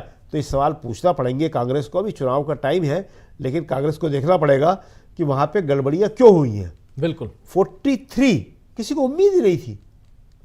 सिंघवी जी यही सोच के वहाँ गए थे कि 43 है, वहाँ पे तो कोई खतरा हो ही नहीं सकता। वहाँ पे तो 34 वोट बचा पाए, 34 वोट जीतने के लिए चाहिए थे, 9 वोट ज़्यादा थे उसमें से। लेकिन इतना मिसमैनेजमेंट, तो ये एक बहुत बड़ी बात है। इसको राहुल को और गडकरी जी को देखना चाहिए। और जो एक सबसे इम्पॉर्टेंट बात है कि इस चुनाव में जो लोकसभा का होने वाला है, अब ढीले ढाले आधे अधूरे बल से काम चलने वाला नहीं है जी। और इसमें कांग्रेस और इंडिया गठबंधन को पूरी ताकत से, जिसे कहते हैं वार फुटिंग पे, युद्ध स्तर पे चुनाव लड़ना पड़ेगा, क्योंकि ये चुनाव इन सब के लिए आखिरी चुनाव होने वाला है। अगर इस चुनाव में मोदी जी आ गए तो फिर कांग्रेस और बाकी जितने भी इंडिया गठबंधन के घटक दल हैं उनके लिए बहुत बड़ी मुश्किलें पैदा होने वाली है। ये बात आप सही कह रहे हैं, बार बार ये इसका जिक्र आ भी रहा है। लेकिन जो सत्ता पक्ष है वो आखिर 370 या 400 का नारा कैसे बुलंद कर रहा है? किस दम पे? प्रशांत टंडन जी, जो आप अभी कर्नाटक का जिक्र कर रहे थे, जिसमें बता रहे थे कि कैसे वोटर लिस्ट से खासकर अल्पसंख्यकों के नाम काटे गए थे 2017 में, फिर 2023 में ये नाम जोड़े गए तो वोटिंग का परसेंट जो है वो 10% से ज़्यादा हो गया। 10% से ज़्यादा बढ़ना छोटी मोटी बात नहीं होती है। लेकिन अभी शुभेंदु अधिकारी का जिक्र मैं कर रहा था, वेस्ट बंगाल का, ऐसे कई जगह, और अशोका यूनिवर्सिटी का जो रिसर्च पेपर है वो भी क्या कुछ कहता है, उस पर भी हम चर्चा कर चुके हैं। 2019 का जो रिसर्च पेपर है, क्या ये जो दमखम है अब की बार 400 पार का नारा वाला, उसमें इन सारी चीजों को नहीं देखना चाहिए? और इस पर इंडिया गठबंधन क्या कुछ कर रहा है अंदर खाने? अगर कुछ जानकारी हो तो जरूर शेयर कीजिए, क्योंकि ये बहुत इंपॉर्टेंट पहलू है कि अगर मेरा नाम ही नहीं रहेगा तो मैं वोट कहां से दूंगा। और मैं अगर अपोजिशन की तरफ से हूं, मैं बीजेपी का वोटर नहीं हूं, तो मेरा नाम और मेरे जैसे तमाम वोटरों का नाम चुन चुन के हटा दिया जा रहा है। यह रिसर्च रिपोर्ट है अशोका यूनिवर्सिटी के प्रोफेसर का। इसलिए भी यह समझना चाहता हूं, क्या कुछ जानकारी आपके पास, प्रशांत जी? देखिए, कर्नाटक में राजीव जी, पॉलिटिकल पार्टी और सिविल सोसाइटी ने मिलकर ये काम किया। 100 से भी ज्यादा सिविल सोसाइटी ग्रुप्स का एक अम्ब्रेला वहां बना, इजुलू कन्नडा के नाम से, यानी वेकअप कर्नाटका के नाम से। ऐसी पहल, ऐसी मुहिम उत्तर भारत में भी होनी चाहिए, पहली बात। दूसरी बात कि देखिए, जो अभी बात पन्ना प्रमुख की आती है, कई बार पन्ना प्रमुख का राजीव जी शोर भी है काफी, मैं ये नहीं डिनाई कर रहा हूं कि उनका है। कभी कभी वो नैनीताल मसूरी भी चला जाता है कर्नाटक के चुनाव के वक्त, तेलंगाना के चुनाव के वक्त, हिमाचल के चुनाव के वक्त, तो पन्ना प्रमुख भी छुट्टी पे जाता है। तो ऐसा नहीं है कि वो केवल तब ये मीडिया पन्ना प्रमुख की बात नहीं करता। और एक अभी जैसे कल रात भर मीटिंग चली है, कई घंटों, रात के 3 बजे तक, 2:30 बजे तक मीटिंग चली है टिकट के नाम फाइनल करने की, बीजेपी की स्क्रीनिंग कमेटी की। अभी इंडिया गठबंधन की मीटिंग कोई चलती है तो सूत्रों के हवाले से कई दिन तक सूत्र का खेल चलता है ये बीजेपी मीडिया में। यानी कर्नाटक की, वो हिमाचल की सरकार में फाइनेंस बिल पास हो गया, स्पीकर ने डिस्क्वालीफाई कर दिया 6 एमएलए को, लेकिन सरकार वहां अभी भी उस मीडिया में विधानसभा एडजर्न हो चुकी है अनिश्चितकाल के लिए, लेकिन सरकार वहां गिर रही है अभी भी सूत्रों के हवाले से।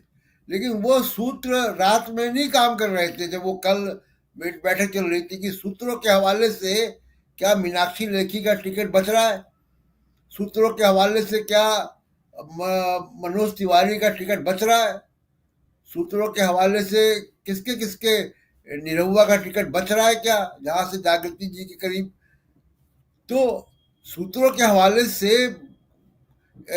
हमको मालूम नहीं पड़ रहा है कि वहां से उधर से क्या आ रहा है। तो सूत्रों के हवाले से ये सब चीजें भी आनी चाहिए। अब प्रधानमंत्री जी संदेश खली की बात कर रहे हैं वेस्ट बंगाल में जाकर, अच्छी बात है, करनी चाहिए। मणिपुर की बात भी करनी चाहिए थी। विपक्ष से पूछ रहे, विपक्ष तो पूछ रहा है। तो लेकिन जो सवाल आपका बहुत अहम है राजीव जी, और उसका एक सीधा सा जवाब ये है कि जहां से बीजेपी को या एनडीए को एज है, जहां इनको नुकसान की भरपाई जहां से होनी है, यानी वो 50-55 सीटें जो इनके लिए जिसको कहें कि लाइफ सेविंग हो सकता है, वो सीटों पे आज की तारीख में इंडिया गठबंधन की सरकारें हैं। चाहे वो झारखंड है, चाहे वो कर्नाटक है, चाहे वो तेलंगाना है, वेस्ट बंगाल है, तमिलनाडु है। तमिलनाडु में तो वो नहीं है, लेकिन फिर भी तो तमाम जगह पे अभी सरकारें हैं, तो वो सरकार जहाँ पे है वहाँ पे ये काम ज़्यादा बढ़िया तरीके से हो सकता है कि इलेक्टोरल रोल से नाम कम से कम उड़े और अधिकांश लोग जो है वो पोलिंग बूथ तक, ये काम अगर हो जाता है और बीएलए जिसकी चर्चा आप कर रहे हैं वो वेल ट्रेन बीएलए अगर अपॉइंट हो जाता है तो विपक्ष का समझिए कि मोर देन 50% काम हो जाएगा। ये मीडिया अपना काम करता रहेगा उसके बाद भी, और मोदी जी के बस में अभी बहुत चीजें नहीं है। किसान समर्थक रेहाना मुकेश अंबानी की मेहमान है, वहां गा रही है वो, तो ये सब भी हो रहा है इस देश में, सांस्कृतिक कार्यक्रम। राजीव जी, बहुत सारा सामान। रेहाना, आप जानते हैं दोस्तों, रेहाना का जिक्र यहाँ इसलिए कर रहे हैं क्योंकि जब पहला किसान आंदोलन हुआ था उस आंदोलन का उन्होंने समर्थन किया था और उसके बाद यहाँ एमईए से लेकर तमाम जो भारत सरकार है वो उनको अपनी तरफ से इस पर आपत्ति जताई गई थी और आपत्तियाँ थीं।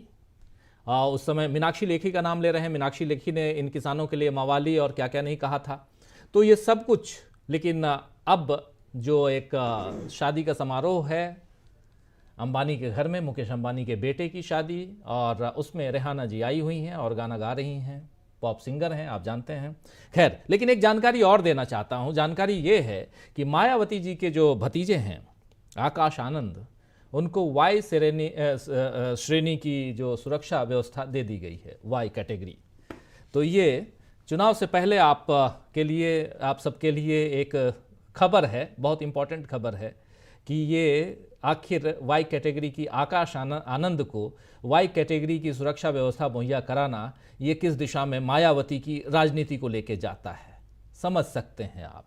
लेकिन क्या यहाँ से 10 सीटों वाली मायावती 10 सीटें हासिल कर पाएंगी या एक भी सीट नहीं रहेगी? अगर अकेले लड़ेंगी या भाजपा के साथ लड़ेंगी तो देखना होगा। लेकिन एक बार फिर से आना चाहता हूं जागृति जी आपके पास, कैसे देखा जाए? जागृति जी, उत्तर प्रदेश का थोड़ा सा जिक्र आपसे करना चाहता हूं। उत्तर प्रदेश में 80 सीटें हैं। अभी अखिलेश यादव कह रहे हैं हर सीट पर हमारा जो कार्यकर्ता है एक एक सीट पर जाकर उसकी तैयारियां करेगा, चुनाव जीतने की तैयारियां जो होती हैं वो करेगा। कांग्रेस के साथ अखिलेश यादव ने हाथ मिलाया है और जब भी अखिलेश यादव और कांग्रेस की बात हो रही है, यानी राहुल गांधी की बात हो रही है, तो 2017 की तस्वीर लोग दिखा दे रहे हैं। मीडिया का एक धड़ा है जिसके बारे में बता रहे थे प्रशांत टंडन जी कि रोज अभी हिमाचल प्रदेश की सरकार गिरा रहा है, तो वो उस तस्वीर को दिखाता है, 2017 की तस्वीर को। 17 और 24 में क्या फर्क है जागृति जी? उत्तर प्रदेश को बहुत नजदीक से देख रही हैं आप, उस हिसाब से समझना चाहता हूं आपसे। जी 17 और 24 में ये फर्क है कि अभी जो उत्तर प्रदेश में जो मॉडल है उनका, उसको मैं कहूं तो मुकदमा, छापा, वसूली, जेल, बुलडोजर और एनकाउंटर, ये जो राज चला है पूरी तरह से, वो एकदम साफ साफ खुल के है। तो ये सीधे सीधे चरणबद्ध तरीके से उत्तर प्रदेश की जनता को ये भुगतने को मिला है, वो चाहे पत्रकार हो या सोशल एक्टिविस्ट हो या कोई सामान्य आम आदमी हो, मुस्लिम हो, दलित हो, सबके साथ ये घटनाएं हुई हैं, हर वर्ग के साथ। और जहां तक इनका सवाल है, अगर इतना ही कॉन्फिडेंस होता तो उत्तर प्रदेश के भी कई नेता लोग जाति विशेष के जो है शिफ्ट हुए पिछले चुनाव में भी, जिनके पास खुद के चुनाव जीतने की स्थिति नहीं थी ऐसे, या जिनके ऊपर इन लोगों ने दबाव बनाया था ईडी के माध्यम से। तो मैं तो एक लाइन सीधे सीधे नैरेटिव के तौर पे ये कहना चाहती हूँ कि ये कांग्रेस मुक्त भारत का नारा देकर कांग्रेस युक्त बीजेपी बना दिए हैं। तो कांग्रेस युक्त बीजेपी के लिए जो है उनको ज्यादा चिंता करने की जरूरत है कि बीजेपी के नेताओं का क्या होगा, और ये जो पन्ना प्रमुख है बेचारे जिंदगी भर पन्ना प्रमुख ही रहेंगे, उनका क्या होने वाला है, उनके लिए क्या फ्यूचर होने वाला है।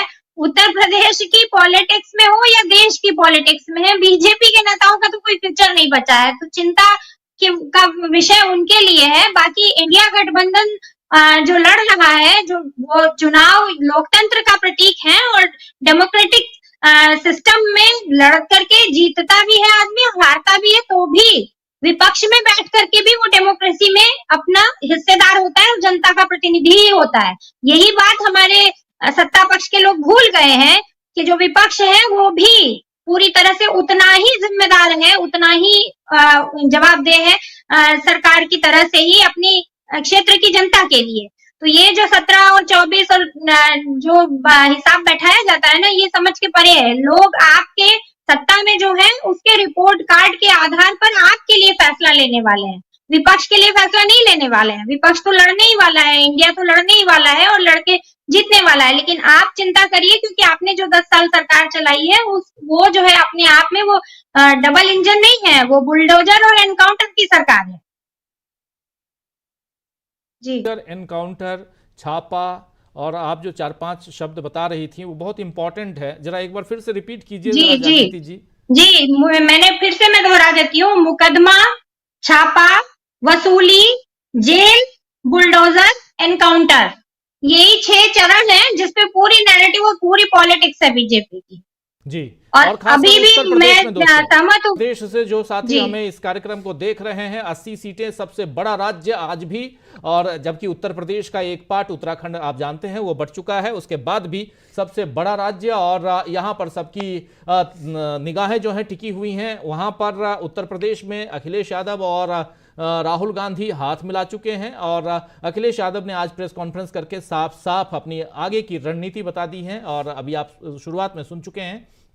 उस रणनीति में है कि 80 की 80 सीटों पर हम लोग मजबूती से लड़ेंगे, और एक के सामने एक, यानी कि कांग्रेस या समाजवादी पार्टी, आप जानते हैं कि 17 सीटों पर कांग्रेस लड़ रही है और 63 सीटें समाजवादी पार्टी के पास हैं, और उसमें अगर कोई दूसरा दल इनके गठबंधन में आता है तो वो 63 में से ही वो सीटें जाएंगी। और जैसा माना जा रहा है कि यहाँ पर टीएमसी शायद एक सीट लड़े, लेकिन देखते हैं और भी कौन कौन आते हैं इस गठबंधन के साथ। इंपॉर्टेंट पहलू यहां पर यही है कि चाहे उत्तर प्रदेश हो, चाहे उधर छत्तीसगढ़, मध्य प्रदेश, राजस्थान और उत्तराखंड हो, या उधर गुजरात हो, हर तरफ एक के सामने एक, चाहे कांग्रेस हो या दूसरा दल हो।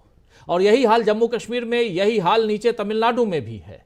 और ऐसे में कितनी, एक तरफ मोदी जी आज वेस्ट बंगाल में हैं, उनके लिए एक बहुत बढ़िया मौका है, संदेश खाली को बना करके थाली में परोस कर लेके गए हैं, और चाहते हैं कि जो 18 सीटें पिछली दफा थी वो सीटें इस बार कम से कम रिटेन करें। लेकिन क्या ऐसा दिखाई देता है? अभी से थोड़ी देर पहले जब प्रधानमंत्री नरेंद्र मोदी से मिलकर निकली हैं ममता बनर्जी, तो उन्होंने साफ साफ कह दिया है कि हम अभी जो मिलने गए थे वो हमारी मुलाकात शिष्टाचार मुलाकात थी, क्योंकि प्रधानमंत्री देश के प्रधानमंत्री होते हैं, वो आए थे, उनसे मिलना था, कोई भी पॉलिटिकल मुलाकात इसको मत समझिए। साफ साफ उन्होंने क्लियर कर दिया है। और अभी कहा जा रहा है कि जल्दी ही वेस्ट बंगाल में भी सीटों के बंटवारे की खबर आ जाएगी। 5 और 6 सीटों पर वहां मामला लटका हुआ है, और दूसरे राज्यों का भी वही हाल है। जरा आना चाहता हूं अनिल जी आपके पास, कैसे आप देखते हैं अनिल जी, चाहे उत्तर प्रदेश हो और चाहे वेस्ट बंगाल हो, और खासकर वेस्ट बंगाल में बीजेपी को क्या कुछ यहां हासिल होता हुआ दिखाई दे रहा है? अल्पसंख्यकों का भी बहुत बड़ा वहां चंक है, और वो एक बहुत बड़ा साथ मिलता रहा है इनको, ममता बनर्जी को, और उसमें सेंधमारी करते हुए कांग्रेस दिखाई देती है। कहीं ना कहीं मजबूरी है ममता बनर्जी का कांग्रेस के साथ जाना, ये भी अंदर खाने बात होती है। और उसके बाद अगर ये दोनों साथ आ जाते हैं, वाम दल भी साथ आ जाते हैं, तो फिर आमने सामने की लड़ाई, क्योंकि उस राज्य में फिर दूसरा कुछ नहीं बचता। और ममता बनर्जी के साथ गठबंधन का मतलब है नॉर्थ ईस्ट में भी गठबंधन, चाहे वो त्रिपुरा हो, असम हो, और दूसरे राज्यों में भी, वहां भी गठबंधन। इन सबको देखा जाए यहां से, यानी वेस्ट बंगाल से नॉर्थ ईस्ट तक, और नॉर्थ ईस्ट में राहुल गांधी की यात्रा का जबरदस्त असर है, धूम मचा के राहुल गांधी वहां से आए हैं। कैसे देखते, किस रूप में देखा जाए इसको? देखिए, जहां तक वेस्ट, एक तो सूचना दे दूं कि इन्होंने बारामती में जो प्रोग्राम था, 2 प्रोग्राम थे, जिसमें कि मुख्यमंत्री उप मुख्यमंत्री दोनों, अजित पवार, फडणवीस, और ये आने वाले थे अपने ये एकनाथ शिंदे, लेकिन अजित पवार, तो उसमें उन्होंने इनवाइट किया था शरद पवार ने कि हमारे घर खाना खाइए। तो इसको लेकर के बहुत पॉलिटिकल ये चल रही थी, बहस चलने लगी कि वो क्या उनका प्लान है।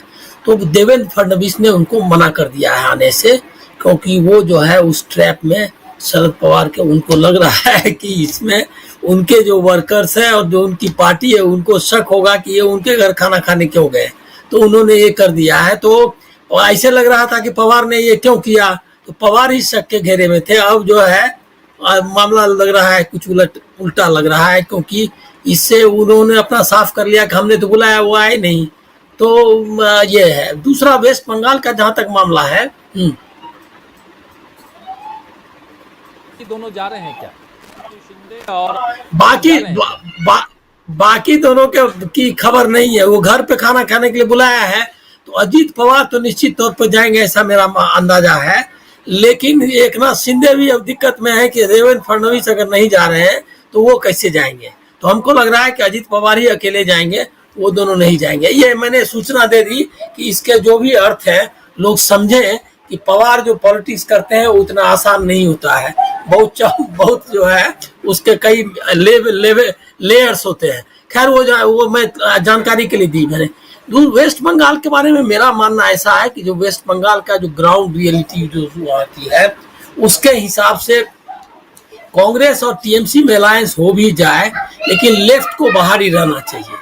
क्योंकि लेफ्ट को बाहर रहना इसलिए जरूरी है कि बीजेपी को पूरा अपोजिशन, मैं पहले से भी इस बात को मानता हूं कि टीएमसी के खिलाफ भी एक बहुत एंटी इनकम्बेंसी है लंबे समय से, क्योंकि वो एक पॉलिटिकली पोलराइज सोसाइटी है बंगाल की। वहाँ ऐसे नहीं, मतलब जो साधारण जहाँ राजनीति होती है जैसे महाराष्ट्र वगैरह में आपस में मिलते जुलते रहो, वो नहीं है। डिवीजन क्लियर होता है, जो आप इस पार्टी में हैं तो दूसरी पार्टी के लोग आपके दुश्मन हैं। तो ऐसी स्थिति में वो स्पेस, अपोजिशन का स्पेस नहीं छोड़ना चाहिए। ट्रायंगुलर कंटेस्ट ही वहाँ बेस्ट है।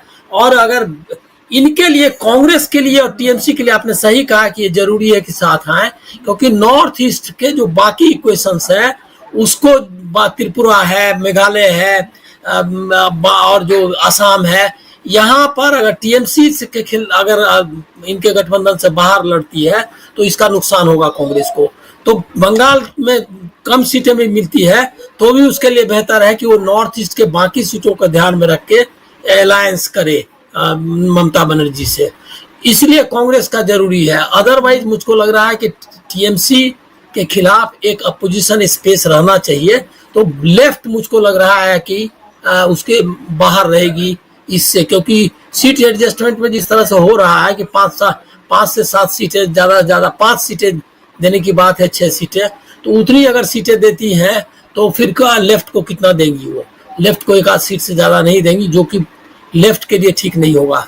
तो मेरी राय में वहां पर लेफ्ट को बाहर ही लड़ना चाहिए। बाकी स्टेट्स में जैसे देखिए, सबसे आसान हो गया उत्तर प्रदेश और बिहार और झारखंड, यहाँ पर सीट शेयरिंग का कोई प्रॉब्लम नहीं है। साउथ में तो कोई प्रॉब्लम पहले से ही नहीं था, राजस्थान में भी नहीं है। और जो मेरी जानकारी है उसमें राजस्थान में तो गहलोत और पायलट ने मिल करके जो सेक्शन है, कम्युनिटीज है अलग अलग, उस पर काम करना, कैसे किनको एडजस्ट करना है, कैसे सीट देना, वहां भी बहुत स्मूथली चल रहा है। तो मुझको लग रहा है क्या कि कांग्रेस और इंडिया गठबंधन ने कम से कम सीट शेयरिंग के मामले में जो आपने बताया, ये इसका मतलब अर्थ ये निकाला जा सकता है कि दिल्ली में जो बैठक इनकी चली और सूत्रों के हवाले से भी जो खबर आ रही है उसमें बहुत कमजोर किस्म की खबरें हैं कि 2 सीट देंगे जयंत को, 2 सीट, 1 सीट देंगे राजभर को यूपी में, ये सब खबरें आ रही है जो बीजेपी की बैठक के बारे में। तो वो जो उनका जो अनिर्णय की स्थिति है उसके मुकाबले ये इंडिया गठबंधन में निर्णायक है और सब चीज उन्होंने तय कर लिया है लगभग। तो इस सीट शेयरिंग के मामले में वो आगे निकल गई है, गठबंधन आगे निकल गया है। इतना तो मीडिया को अगर थोड़ा भी सच्चाई से अगर प्रेम है तो इतना, ये जो एडवांटेज वो बोलते हैं एडवांटेज बीजेपी, तो एडवांटेज इंडिया जो है ये, इसको भी उसको रखना चाहिए कि सीट शेयरिंग वहां नहीं हो पा रहा और यहाँ पर ऑलरेडी हो गया है और स्मूथली हो गया है। एडवांटेज इंडिया को है यहाँ पे। और यहीं से जो 2024 का जो चुनावी गणित है, चुनावी जो समीकरण है वो बदलता हुआ दिखाई दे रहा है। जो भी अभी तक जो नारे जो बुलंद करने की कोशिश हो रहे हैं उसमें जो अब की बार 400 पार या 370 बीजेपी अकेले अपने दम पे ले आएगी, इन नारों में कहीं भी दम ताकत दिखाई नहीं दे रही है। और यहाँ सबसे ज़्यादा मजबूती के साथ इंडिया गठबंधन फाइट करता हुआ आने वाले समय में आप और हम देखेंगे, क्योंकि अभी हमने और बार बार ये 3 उदाहरण आपके सामने इसलिए रख रहा हूँ क्योंकि जिसमें एक झारखंड है, दूसरा चंडीगढ़ है और तीसरा हिमाचल प्रदेश है। उन तीनों में बीजेपी को कांग्रेस और अन्य जो दल हैं उनके सामने, आम आदमी पार्टी यहाँ, उधर झारखंड मुक्ति मोर्चा, इन सबके सामने मुंह की खानी पड़ी है। यानी कहीं ना कहीं वहां बैकफुट पे बीजेपी रही है। और ठीक ऐन चुनाव से पहले जो कुछ हुआ है ये बीजेपी को अंदर खाने चिंता तो जरूर या चिंता में जरूर ये डाल चुका होगा। कल एक इंटरव्यू आया है किसी चैनल पे प्रतिभा सिंह का, जो प्रदेश अध्यक्ष हैं और वीरभद्र सिंह की पत्नी हैं, आप जानते हैं, हिमाचल प्रदेश में, और उनके इंटरव्यू को लेकर के भी उस ढंग से बनाने की कोशिश की। अब प्रतिभा जी जो हैं वो पलटी मारेंगी, हालांकि उस इंटरव्यू को मैं पूरा देखा, कहीं पलटी वाली बात नज़र नहीं आई, लेकिन खबर जो है उस हिसाब से चलाने बनाने की कोशिश हो रही है, जैसा प्रशांत जी बता भी रहे थे। तो सरकार अभी गिराने में लगी हुई है, लगे हुए हैं मीडिया के लोग, और यानी हिमाचल प्रदेश की सरकार। मज़े लीजिए आप भी, हम भी मज़े ले रहे हैं, लेकिन जो सच्चाई है वो यहाँ हम इस चैनल पे आप तक तो पहुँचाते ही हैं। बहुत शुक्रिया अदा करना चाहता हूँ अनिल सिन्हा जी आपका, शकील अख्तर जी आपका, प्रशांत टंडन जी। प्रशांत जी कुछ जोड़ना चाह रहे थे क्या? हाँ, मैं राजीव जी सिर्फ एक बात कह रहे, कल हम लोगों ने चर्चा की थी, कल ही हम लोग चर्चा कर रहे थे कि प्रतिभा सिंह जी की बेटी की शादी थी, ये पति पत्नी मंदिर गए हुए थे, मंदिर में शादी हो रही थी और घर में सीबीआई थी। तो अब उसमें भी अगर ये सूत्रों का खेल चल रहा है तो फिर तो कमाल की बात है।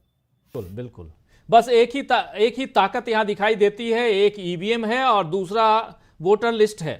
इन दोनों को देखना हमारा काम नहीं है, ये तो वो बीएलए और बूथ लेवल एजेंट से लेकर पन्ना प्रमुख तक और पार्टियां ये देखें। लेकिन इतना ज़रूर बहुत दावे के साथ कह सकता हूं दोस्तों कि ये जो मैच है, यानी ये जो चुनाव है, ये बहुत रोचक हो चुका है और अंदर खाने बीजेपी बहुत परेशान है। तीसरी बार जो हैट्रिक लगाने का सपना मोदी जी देख रहे हैं, हम लोगों को वो दिखाई नहीं दे रहा है। सही बताऊं, बहुत ओपनली बता रहा हूं कि धरातल पे वो सपना ही रह जाएगा अगर चुनाव ईमानदारी के साथ हो जाए तो। ये तय मानिए, ईमानदारी के साथ चुनाव हो तो ये सपना रहेगा। हैट्रिक लगाना मोदी जी के लिए बहुत मुश्किल होगा। अब कल को क्या होता है, लेकिन उसमें 2 पहलू बहुत इंपॉर्टेंट हैं। चुनाव निष्पक्ष होने चाहिए, चुनाव में पारदर्शिता अपनाई जानी चाहिए, पहली बात। और दूसरा, जब चुनाव की ही बात कर रहे हैं उसमें ईवीएम का मसला और साथ साथ वोटर लिस्ट में आपके नाम हैं कि नहीं हैं, आप उनके विरोध में अगर वोट डालने जा रहे हैं तो आपका नाम वहां से काटा जा सकता है, ये तय मानिए। लेकिन ये काम ऑलरेडी हो चुका है। अब जो कुछ भी है वो फाइनल आना है 10 तारीख तक, 10 मार्च तक, और उसके बाद इलेक्शन कमीशन जो है वो चुनाव की घोषणा करेगा। 12 तारीख को इलेक्शन कमीशन की बैठक है और उसके साथ साथ घोषणा। लेकिन उससे पहले इलेक्टोरल बॉन्ड को लेकर एसबीआई से अभी तक कोई भी खबर नहीं आई है। इसी महीने 6 तारीख तक इलेक्टोरल बॉन्ड में, यानी उसके जरिए किस पार्टी को कितने पैसे गए हैं, ये सारा हिसाब किताब इलेक्शन कमीशन को 6 मार्च तक एसबीआई यानी स्टेट बैंक ऑफ इंडिया को देना है। और 13 मार्च तक, ठीक 1 सप्ताह में, इलेक्शन कमीशन इस लिस्ट को अपनी साइट पर जारी करेगा। तो बहुत कुछ होना है। बहुत बहुत शुक्रिया अदा करता हूं प्रशांत जी आपका, अनिल जी आपका, अमलेंदु उपाध्याय जी और शकील अख्तर जी आपका, साथ में जुड़ी थी जागृति राही जी, आपका भी बहुत बहुत शुक्रिया। आप तमाम साथी जो हमारे साथ बने हुए हैं, आप सबका भी बहुत बहुत शुक्रिया अदा करता हूं। और ट्रूथ डज प्रिवेल लिख रहे हैं, सब चर्चा कीजिए। अपोजिशन से भी ईवीएम पे क्या एक्शन हो रहा है पूछिए। बिल्कुल, आप लोग देख रहे हैं कि स्टेट बाय स्टेट क्या हो रहा है। सब पैसे का खेल है, ईडी सीबीआई का खेल है, बाहुबली का खेल है। बिल्कुल सही कह रहे हैं आप, बिल्कुल सही। लेकिन कुछ काम अपोजिशन को भी करना होगा। जनता जो है उसका काम है वोट देना, जनता तैयार है वोट देने के लिए, जनता तैयार है सरकार बदलने के लिए, ये दिखाई दे रहा है। अगर 60% जनता आज की तारीख में युवा जो हैं वो नाराज हैं, निराश हैं। और राहुल गांधी का सबसे शुरुआत में जो ट्वीट लेके आया आपके सामने, वो ट्वीट जो है वो इन तमाम बातों की पुष्टि करता है जो हम कह रहे हैं। तो इसलिए अब यहाँ से आगे अपोजिशन का काम है। बंशीलाल धुलपुरिया साहब हमारे साथ में, एके हमारे साथ हैं, और ओम प्रकाश जी हमारे साथ में बने हुए, किशोरी लाल जी हमारे साथ बने हुए हैं, फजल अली साहब गुड नाइट कह रहे हैं, ट्रूथ डज प्रिवेल भी हमारे साथ बने हुए हैं, न्यूज हैं हमारे साथ बने हुए किशोरी लाल, फिर agro India, Alok boy son of Delhi भी हमारे साथ, राजन बंसोड़े साहब हमारे साथ बने हुए हैं, और धीरज भाई भी हैं गुड नाइट कह रहे हैं, और ऐसे ही अमर बहादुर यादव साहब हैं, नमस्कार कह रहे हैं, गुड नाइट। भारत बदलाव चाहता है लिख रहे हैं। सुरेश सालवे साहब गुड नाइट कह रहे हैं। राधेश्याम यादव साहब कह रहे हैं कि सार्थक चर्चा ऐसे सभी जगह होना चाहिए, लेकिन दुर्भाग्य है कि गोदी मीडिया ऐसा क्यों कर रहे और इनको ये अंदाज नहीं है कि अब गोदी मीडिया को केवल अंधभक्त ही देखते हैं।